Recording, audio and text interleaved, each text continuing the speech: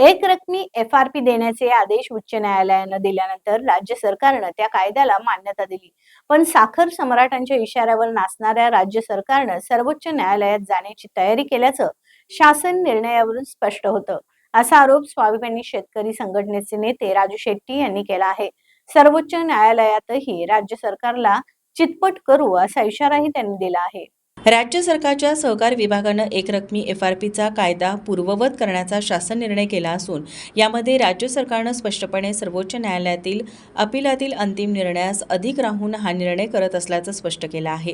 राज्य सरकार साखर सम्राटांच्या इशाऱ्यावर शेतकरी हिताविरोधात निर्णय घेत आहे हे मला माहीत असल्यानं मी याआधी सर्वोच्च न्यायालयात कॅन्व्हेट दाखल केला आहे. ज्यावेळेस उच्च न्यायालयात सुनावणी सुरू झाली तेव्हा राज्य सरकारनं राज्यातील नामांकित वकिलांची फौज उभी केली होती.